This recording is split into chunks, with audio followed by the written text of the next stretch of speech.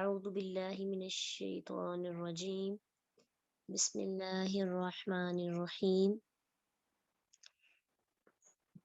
الذین وہ لوگ جو آتیناہم آتی دینا ہم نے ہم انہیں الکتابہ کتاب یعرفون وہ پہچانتے ہیں ہو اسے کسی کتاب کو کما جیسا کہ یعرفون وہ پہچانتے ہیں ابناءہم اپنے بیٹوں کو ابنا جمع ہے ہم اپنے الذین وہ جنہوں نے خسرو خسارے میں ڈالا انفسہم اپنے نفسوں کو فہم تو وہ لا یؤمنون نہیں وہ ایمان لاتے ومن اور کون اظلم بڑا ظالم ہے ممن اس سے جو افطرا گڑ لے اللہ اللہ پر کذبن جھوٹ او یا کذبا جٹلائے بآیاتی ہی اس کی آیات کو آیاتن واحد ہے اور آیاتی جمع ہے، تو یہ آج ہم نے جو سیکھا جمع مؤنث سالم یہ اس کی اگزامپل ہے آیتن سے آیاتن انہو بے شک وہ لا یفلحو نہیں وہ فلاح پائیں گے الظالمون جو ظالم ہے ویوما اور جس دن نحشرہم ہم اکٹھا کریں گے ان کو جمیعاً سب کے سب کو ثم پھر نقولو ہم کہیں گے للذین ان سے جنہوں نے اشرکو شرک کیا اینا کہاں ہے شرکاء شریک کم تمہارے الذین وہ جو تم تھے تم تزعمون تم دعویٰ کرتے تم زعم کرتے فخر کرتے ثم پھر لم نہیں تکن ہوگا فتنتہم عذر ان کا الا مگر ان یہ کہ قالو وہ کہیں گے قسم ہے اللہ کی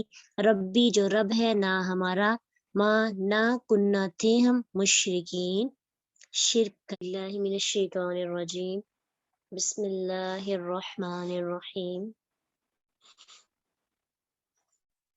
الذین آتیناہم الکتاب وہ لوگ جو کتاب دیے گئے جنہیں ہم نے کتاب دی اس سے مراد یہود و نصارہ ہے، اہل کتاب مراد ہے کیونکہ کتاب تو اللہ کے رسول سے پہلے انہیں ہی دی گئی تھی۔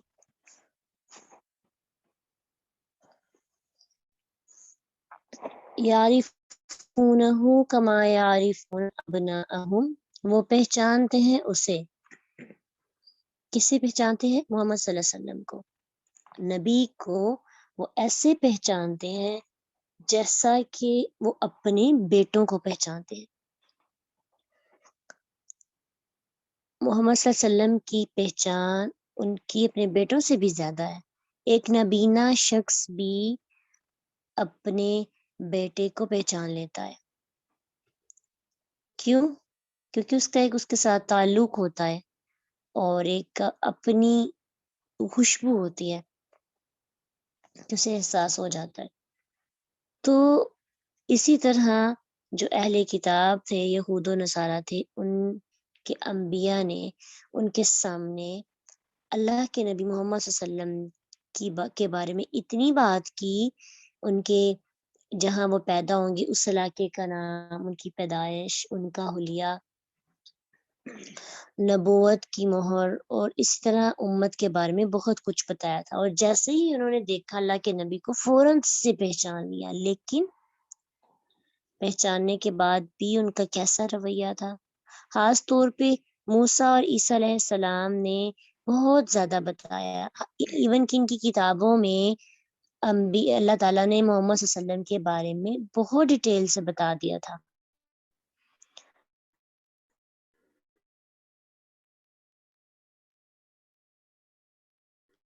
کہ آپ اور وہ انتظار تھا اللہ کے رسول کا، آپ کی بات ان کو پہچاننے میں مشکل نہیں ہوئی،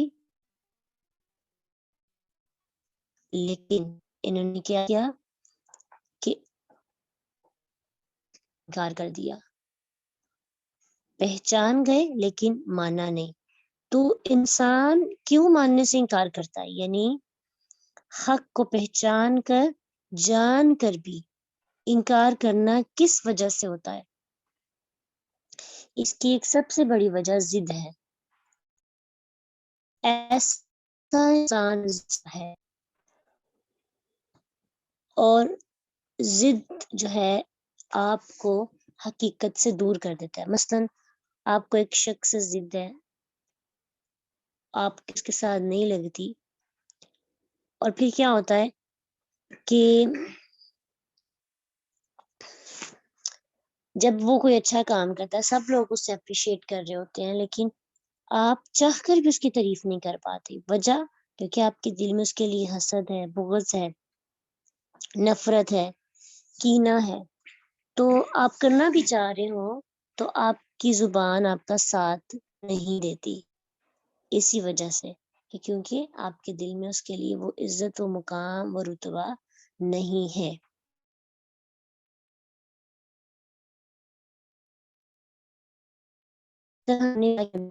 اللہ کے رسول کو جان کر بھی ماننے سے انکار کیا تو وقتی فائدہ ان کو محسوس ہوا کہ ان کی جو حکومت بیٹھی ہوئی تھی، ان کی جو سیٹ تھی وہ بچ گئی. لیکن الذین حسروا انفسهم فهم لا یؤمنون، وہ لوگ جو ایسا کرتے ہیں وہ اپنا بہت نقصان کرتے ہیں اور خود کرتے ہیں، اور یہ ایسے ایمان نہیں لاتے، یہ اپنا نقصان کر بیٹھتے ہیں. تو یہ ضد اس لیے کی جاتی ہے کیونکہ انسان جب اپنے آپ کو بڑا سمجھنے لگتا ہے اور اسے پرسنالٹی کلیشز کی وجہ سے کہ شخصی اعتراضات اور شخصی اختلافات کے سبب انسان ایک دوسرے کے ساتھ ضد اختیار کرنے لگتا ہے، ضدی ہو جاتا ہے، حسد کرنے لگتا ہے، پھر نفرت اور بغض اور کینہ، اور وہ شخص ہمیں چاہے جتنا بھی اچھا ہو، اچھا ہی نہیں لگتا. اس کی کسی ایک بات کی وجہ سے ہم اس کو پورے کا پورا ریجیکٹ کر دیتے ہیں، یعنی اس کی کوئی بات بھی ہمیں اچھی نہیں لگتی. ایک اندر اس کے بارے میں ایک نفرت کے خیالات پیدا ہو جاتے ہیں. ہم جب سمجھتے ہیں نا کہ ہم بہت اعلیٰ ہیں اور ہمارے پاس سب چیزیں ہیں، کوالٹی ہے، ہمارا اسٹینڈرڈ اچھا ہے، ہماری ابیلٹی اچھی ہے اور ہماری تعلیم اچھی ہے، تو پھر دوسروں کو کسی نہ کسی معاملے میں ہم اپنے آپ سے کم تر سمجھنے لگتے ہیں. تو یہی تو بنی اسرائیل نے بھی کیا تھا کہ اللہ کے رسول ان کی قوم سے کیوں نہیں آئی. یہ اختلاف تھا تو انہوں نے اللہ کے رسول کا انکار کر دیا. تو جب آپ کی مرضی کے خلاف ایک دو کام ہو، لوگ اپنی مرضی کرنے لگے، تو پھر اس وقت بھی آپ دوسروں کے بارے میں اس طرح کے خیالات پال لیتے ہیں. تو اس آیت سے ہمارے لیے کیا لیسن ہے؟ ہم نے کیا سیکھا؟ نمبر 1، حق کو جان کر اسے مان لینا چاہیے، حق کسی بھی طرح کا کیوں نہ ہو، کوئی بھی انسان کہنے والا ہو، چاہے وہ کو کہہ رہا ہو جو آپ کی نظر میں اتنا قابل محترم نہیں ہے، لیکن جہاں سچائی کا ذکر کیا جائے وہاں دیر نہیں کرنی چاہیے. پھر اس آیت سے ہمیں یہ بھی پتہ چلتا ہے کہ ضد، ہٹ درمی، حسد، غرور، انانیت، تکبر انسان کو نقصان میں ڈال دیتے ہیں. اس سے انسان کو کبھی فائدہ نہیں ہو سکتا. وقتی طور پر بڑی آپ روب کے ساتھ چلتے پھرتے ہیں اور آپ سمجھتے ہیں جی بڑا میرا یہاں پہ روب چلتا ہے، لیکن آپ دلوں کے فاتح نہیں ہوتے، آپ حقیقت سے دور ہو جاتے ہیں اور سکون آپ سے چھین لیا جاتا ہے اور آپ کو کامیابیاں نہیں ملتی. آپ حقیقی خسارے میں ہوتے ہیں. ایسے لوگ جو حق جان کر ماننے سے انکار کرتے ہیں اپنی ان خصلتوں کی وجہ سے، وہ کبھی بھی کامیاب نہیں ہوتے. اور پھر اسی طرح یہ بھی پتہ چلتا ہے کہ سچائی اپنی ذات میں ایک پہچان ہوتی ہے، اسے جتنا بھی چھپائیں لیکن آپ اسے پہچان ہی لیتے ہیں. یعنی آپ سچائی کو پہنچ جاتے ہیں اس تک، یہ نہیں کہہ سکتے کہ سچائی آپ تک نہیں پہنچتی. سچائی اپنے بارے میں خود ہی ایک گواہی ہوتی ہے.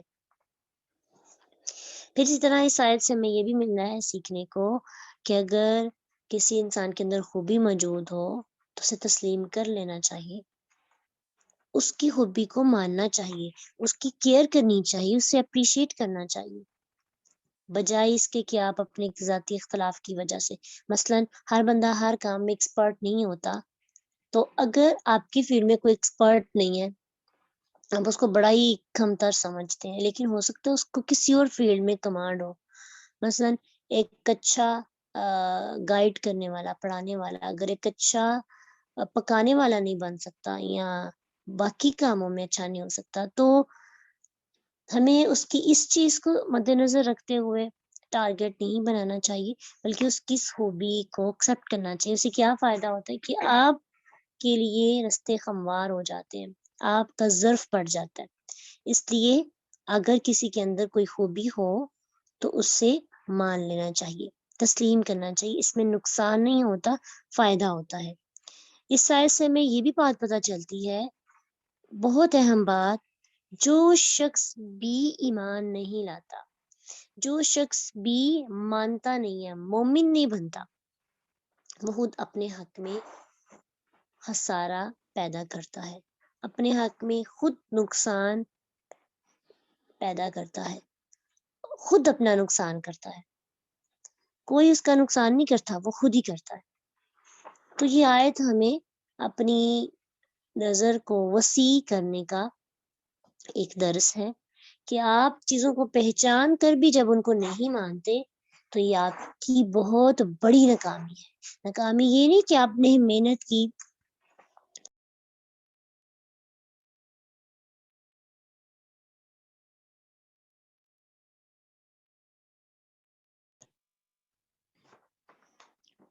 اور اس محنت کے بعد آپ کو رزلٹ اچھا نہیں ملا تو آپ سمجھتے ہیں آپ ناکام ہیں۔ ناکامی یہ ہے کہ آپ نے محنت ہی نہیں کی، آپ نے تگ و دو ہی نہیں کی، ایفرٹ نہیں کی، کوشش نہیں کی۔ اللہ کے ہاں انسان کی تگ و دو چیک کی جاتی ہے، اس کی جد و جہد دیکھی جاتی ہے کہ وہ کتنی کوشش کر رہا ہے۔ اس لیے دلوں کا جائزہ لیں کہ ہمارے دلوں میں کن کن چیزوں اور کن کن لوگوں کے بارے میں ایسے خیالات پیدا ہو جاتے ہیں، اور ان کی جب آپ کو کسی کی اچھی بات بھی اچھی نہ لگے اور پوری دنیا کو اچھی لگے اور آپ کو اچھی نہیں لگتی، تو سمجھیں آپ بھی بنی اسرائیل کی اس خصلت کا شکار ہیں اور ان کو فالو کر رہے ہیں۔ آپ ذاتی تعصبات اور ذاتی اختلافات کے سبب کسی کی خوبی کے قائل نہیں ہیں، کسی کو مانتے نہیں ہیں، کسی کے حق کو بھی آپ حق نہیں کہتے۔ تو حق کو جاننے کے لیے آپ کو اپنی نظر کی وسعت کو بڑھانا پڑے گا۔ ومن اظلم ممن افترى علی اللہ کذبا، کون ہے بڑا ظالم جو گرتا ہے اللہ پر، یعنی پسند کیا جا رہا ہے کہ سب سے بڑا ظالم کون ہے، اور اس کا جواب بھی کہ ظالم تو وہ ہے جو اللہ پہ جھوٹ باندھتا ہے، اور سب سے بڑا ظلم ہے یہ۔ مثال کے طور پر کوئی شخص جھوٹی نبوت کا دعویٰ کر لیتا ہے اور پھر اسی طرح غیر اللہ کو شریک ٹھہرا لیتا ہے، دین میں بہت سی چیزیں ایڈ کر لیتا ہے جو اللہ نے نہیں کہی، ان کو اللہ اور اس کے رسول کے ساتھ منسوب کر لیتا ہے۔ تو اللہ تعالیٰ پر جھوٹ باندھنے والوں میں یہ ہے کہ آپ جھوٹی نبوت کا دعویٰ کریں اور اسی طرح باقی احکامات جو ہے اس کو بدل دے۔ اللہ تعالیٰ نے جو باتیں کہیں اس کو بالکل ڈفرینٹ کر کے لوگوں کے سامنے پیش کریں تاکہ یہ پتہ چلے کہ یہ اللہ کے احکامات ہیں، یعنی حلال کو حرام اور حرام کو حلال کر دے۔ حلال کو حرام کیا ہے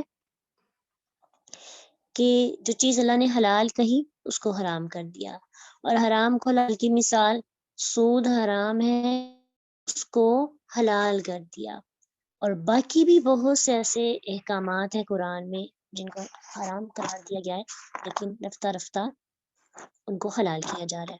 خود ہی قرآن کی آیات کے مطلب کو چینج کر دینا، اس کے کانسیپٹ کو چینج کر دینا، اس کے کانٹیکسٹ کو چینج کر دینا، اس کے میننگ مفہوم کو، لوگوں کو دو لفظ بتا کر ان کو قائل کرنے کی کوشش کرنا، ان کو ابھارنا برائی کی طرف۔ قرآن کے سبب بھی ہم لوگوں کو برائیوں کی طرف اکساتے ہیں، جیسا کہ آج جو ایک ٹرینڈ چل رہا ہے، اور اس میں کل ہی میں ایک نیوز میں دیکھ رہی تھی عورت مارچ کی، جس میں انٹرویو کیا جا رہا تھا کہ آپ کس یہ پورا سسٹم یہاں لانچ کرنے کی کوشش کر رہے ہیں اور یہ اویئرنیس لوگوں کے اندر پیدا کی جا رہی ہے۔ کسی ایک حد تک عورت کے حقوق کے لیے آواز اٹھانا ایک اچھی چیز ہے، عورت کو وہ حق ملنا چاہیے۔ سب سے پہلے یہ کام جو کہ آج کیا جا رہا ہے، کسی جو فالو کیا جا رہا ہے غیر مسلم ممالک کو، انہوں نے نہیں سٹارٹ کیا تھا، یہ سب سے پہلے اسلام نے شروع کیا تھا۔ عورت کے حق میں آواز اٹھانا، اس کو وہ حقوق دلانا جو کہ ایک معاشرے میں اس کو ملنے چاہیے، سب سے پہلے اسلام نے دیا تھا۔ اس لیے ہم اس کے اگینسٹ نہیں ہے کہ ایسا ہونا نہیں چاہیے، لیکن جب چیزوں کو ایک غلط پرسپیکٹیو سے لوگ پریزنٹ کرنے کی کوشش کرتے ہیں، شدت پسندی اختیار کرتے ہیں، اور بجائے وہ صحیح ٹریک پہ رہنے کی گروہ بندی کا شکار ہو جاتے ہیں، تو پھر انسان حق کے لیے نہیں لڑتا، پھر انسان اپنے گروہ کے لیے لڑتا ہے، اپنی پارٹی کے لیے لڑتا ہے۔ تو یہ کہنا کہ عورت کو وہ حق دینا کہ عورت کو ملنے چاہیے، یہ تو ایک بہت اچھی چیز ہے نا، لیکن عورت کو وہ حقوق دینا جو اللہ تعالیٰ نے اس کو دیے ہی نہیں۔ جب بھی آپ اس طرح سے بات کرتے ہیں حق کی، تو آپ کو دو چیزوں کو مد نظر رکھنا ہوتا ہے کہ وہ ریلیجیس میں اس کی کیا اہمیت ہے، اور آپ جس ملک میں رہتے ہیں اس کے قانون اور اس کے ضوابط کو مد نظر رکھنا پڑتا ہے۔ جب آپ ان دونوں کو کراس کرتے ہیں تو آپ کی سچی بات بھی پھر نہیں رہتی، اور آپ جب کراس کریں گے تو آپ سچی بات کیا ہی نہیں رہے۔ تو کل جو ہے مجھے یہ چیز سننے کو ملی کہ میرا جسم میری مرضی قرآن میں لکھا ہے، اور قرآن کی آیت سے ثابت کرنے کی کوشش کی جا رہی تھی کہ قرآن میں اللہ تعالیٰ نے کہا ہے کہ جو تم چاہو کرو، تمہیں کسی قسم کی روک ٹوک نہیں۔ دلیل کیا دی؟ سورۃ دہر کی جو آیت نمبر 3 ہے، اس کو سامنے دلیل رکھا اور کہا کہ اللہ تعالیٰ نے کہا انا ہدیناہ السبیل، بے شک ہم نے اسے رستہ دکھایا، اما شاکرن و اما کفورا، ہاں وہ شکر کرنے والا بنے یا نہ شکرا بنے۔ تو اس سے انہوں نے عرض کیا کہ جی اللہ تعالیٰ نے کہا ہے کہ آپ جو مرضی کریں، یہ آپ کی مرضی ہے، آپ کو کوئی روکنے ٹوکنے والا نہیں ہے، اس لیے آپ کو کھلی اجازت ہے، اور یہ میرا کام ہے کہ میں پوچھوں۔ اب اختیار اس میں اللہ نے دیے انسان کو کہ انسان شکر کرنے والا بنے، نیکیاں کرنے والا بنے یا نہ شکرا بنے یا برائیاں۔ اس سے ایک چیز تو پتہ چلتی ہے کہ یہ چیز تو سمجھ آ جاتی ہے کہ واقعی برا کام ہے کہ جس کو آگے لے کے، یعنی غلط چیز کو آگے پریزنٹ کیا جا رہا ہے۔ اور پھر اس میں کہ اس آیت سے نیکسٹ اگر ہم دیکھیں تو جس میں اللہ سبحانہ تعالیٰ اس کی ایکسپلینیشن بتاتے ہیں، قرآن کو اگر کانٹیکس کے بغیر سمجھیں گے نا تو انسان واقعی گمراہ ہو جائے گا۔ اس لیے ہمیں قرآن کو بڑے محبت کے ساتھ پڑھنا ہے، اس کی ایک چیز کو سمجھنا ہے، تاکہ اگر ہمارے سامنے غلط طریقے سے بنا کے پریزنٹ کیا جائے تو ہم اس کا جواب اپنے آپ کو تو دے سکے۔ سورۃ دہر سورۃ الانسان بھی سے کہا جاتا ہے، اس میں دراصل انسان کی انٹروڈکشن کروایا جا رہا ہے، اور اس کی ابتدائی آیات آپ خود بھی پڑھیے گا۔ اس کی جو نیکسٹ آیات ہے دیکھیے، اس میں اللہ سبحانہ تعالیٰ کیا کہہ رہے ہیں، انا اعتدنا للکافرین سلاسل واغلالا وسعیرا، بے شک ہم نے کافروں کے لیے زنجیر اور توق اور بڑکتی ہوئی آگ رکھی ہے۔ انسان بے وقوف ہے، انسان کو عقل اللہ نے دی، عقل دینے کے بعد کہا کہ تم چاہو تو سیدھا رستہ اختیار کرو، چاہو تو گمراہ ہو جاؤ، اور ساتھ ہی کہا کہ اگر تم نے اس اختیار کو استعمال کرتے ہوئے برا رستہ اختیار کیا تو یہ مت کہنا کہ اللہ سبحانہ تعالیٰ نے تمہیں کھلا چھوڑ دیا تھا، تمہیں کچھ کہا نہیں جائے گا۔ کافروں کے لیے کفورا اور کافرین ایک ہی روٹ ورڈ ہے نا، زنجیروں اور توق اور بڑکتی ہوئی آگ میں ڈالا جائے گا۔ تو ایک انسان جو سمجھتا ہے کہ میرے لیے یہ آگ رکھی ہے، اس کے برعکس جب میں یہ کام کروں گا، نیکی کے خلاف اٹھوں گا، تو پھر اس کی کیسی کامیابی، وہ کیسی چیزیں ہیں جس کے پیچھے ہم بھاگ رہے ہیں اور جس کو پریزنٹ کرنے کی اور لوگوں کو سکھانے کی کوشش کر رہے ہیں. اور ساتھ ہی نیکی کرنے والوں کا بھی انجام اور ان کا اجر بتا دیا. ان الابرار یشربون من کأس کان مزاجها کافورا. نیک لوگ ایسے جام سے پیئیں گے جن میں کفور ملا ہوا ہوگا. تو کل بھی ہم نے یہ پڑھا تھا کہ کامیاب وہ ہے جو اللہ کے عذاب سے بچ جاتا ہے. فمن زحزح عن النار وادخل الجنة فقد فاز. جو جہنم کی آگ سے بچ جاتا ہے وہ کامیاب ہے. تو انسان ہمیشہ سوچتا ہے کہ میں نے کامیاب ہونا ہے. تو اصل کامیابی تو یہی ہے نا کہ انسان شکر گزار کرنے والوں میں شامل ہو. یہ آیات یہ تو پریزنٹ نہیں کرتی کہ آپ کہیں کہ اللہ تعالیٰ نے مجھے اختیار دے دیا، اب میں آگے جو چاہوں کروں. اللہ نے حدود بھی بتائی ہیں قرآن میں، ایک ایک چیز میں کس کے بارے میں بتایا گیا ہے کہ یہ حد ہے، اس سے آگے جانا نہیں ہے. اگر حقوق دیے تو اس کی بھی لمیٹیشن ہے، اور حقوق لمیٹیشن میں ہی اچھے لگتے ہیں. جب انسان آزاد ہو جاتا ہے تو پھر وہ انسانوں کی طرح نہیں زندگی جیتا. دیکھیں نا، اللہ سبحانہ تعالیٰ نے جانوروں پر قرآن کو نازل نہیں کیا، احکامات نازل نہیں کیے. کیوں؟ کیونکہ وہ آزاد ہیں، اور انسانوں کے لیے ان میں حکمت ہے. سوچنے اور تدبر کرنے کے لیے رکھا ان کو کہ انسان سوچے کہ اگر مجھے اللہ تعالیٰ یہی بنا دیتا تو اگر ہم ان جیسی زندگی گزاریں گے تو پھر کیا ہوگا کہ ہم بھی وہی ہیں. انسان میں تو یہی فرق ہے کہ انسان کو اختیار دینے کے بعد کہا گیا ہے کہ انبیاء کیوں بھیجے گئے تھے؟ ریمائنڈر دینے کے لیے. اور آج کے دور میں ہمارا ریمائنڈر قرآن کو غلط میننگز میں تو نہیں لینا. اب آپ گناہ کر رہے ہیں لیکن اس کو غلط مطلب پہنا کر لوگوں کے سامنے بتانا. اسی طرح ایک اور آیت سورۃ التوبہ کی جس کے بارے میں کہا جا رہا ہے، جی اللہ تعالیٰ نے قرآن میں کہا ہے کہ ایک مرد اور ایک عورت دوستی کر سکتے ہیں. اس قدر عقل پہ پردہ پڑ چکا ہے. اللہ سبحانہ تعالیٰ ہمیں قرآن کے ساتھ تو اس طرح کی زیادتی نہیں کرنی چاہیے کہ وہ اسلام جو عورت کی تنہائی کو ناپسند کرتا ہے، حرام قرار دیا گیا ہے. عورت مرد کے ساتھ بات کرے تو روکھے انداز میں کرے، کہیں اس کے دل میں کوئی مرض پیدا نہ ہو جائے. اور نبی کی عورتوں کو کہا گیا تھا کہ تم جو ہے اگر عورت تم ایسا کوئی غلط کام کرو گے تو کیا ہوگا، تم سے پوچھ گچھ ہوگی، تمہارے لیے سخت سزا ہوگی. تو عام عورتوں کے بارے میں کیا حکم ہے؟ سورۃ توبہ کی اس آیت میں 71 آیت ہے جس میں جی اللہ سبحانہ تعالیٰ مومن مرد اور عورتوں کی بات کر رہے ہیں. اور کتنی خوبصورت یہ آیت ہے. والمؤمنون والمؤمنات بعضهم اولیاء بعض یأمرون بالمعروف وینہون عن المنکر.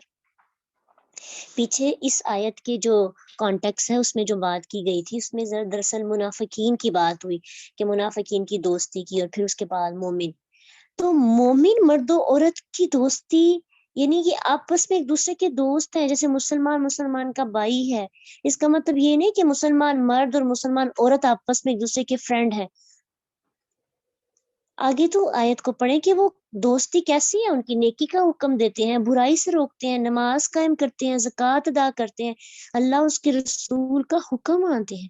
تو دو لفظوں کو لے کر آپ قرآن کے مطلب کو جب چینج کرتے ہیں تو یہی ہے اللہ پہ جھوٹ باندھنا، یہی ہے اللہ تعالیٰ کی بات کو غلط میننگ تحریف کر کے سیم بنی اسرائیل کی طرح ان کے میننگز کو بدل کر لوگوں کو تباہ کرنے کی کوشش کرنا. تو ہمیں قرآن کو سمجھنا ہے. جب بھی کوئی ایسی بات ہو تو بجائے یقین کرنے کی آپ کے پاس قرآن ہے، آپ کے پاس ٹرانسلیشن ہے، فوراً سے کھولیں اور پڑھیں قرآن کیا کہہ رہا ہے. نہیں کسی کو بتا سکتے، اپنی سیٹسفیکشن کے لیے آپ اپنے آپ کو گمراہ ہونے سے نہیں بچا سکتے اگر آپ نے قرآن کو ساتھ نہ رکھا.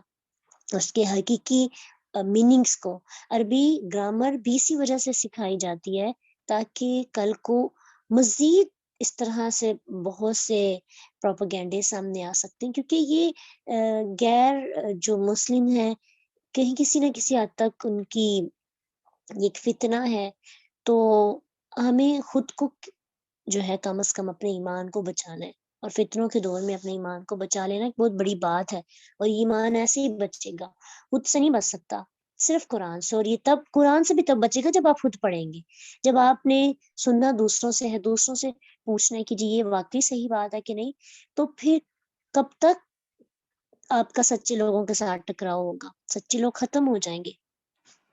اس لیے جب بھی کوئی قرآن کو غلط مطلب میں اللہ پہ جھوٹ باندھتے ہوئے استعمال کرتا ہے تو آپ کو فوراً خود قرآن کھول کر دیکھنا ہے، جس سے پھر آپ کے سامنے حقیقت واضح ہو جائے گی۔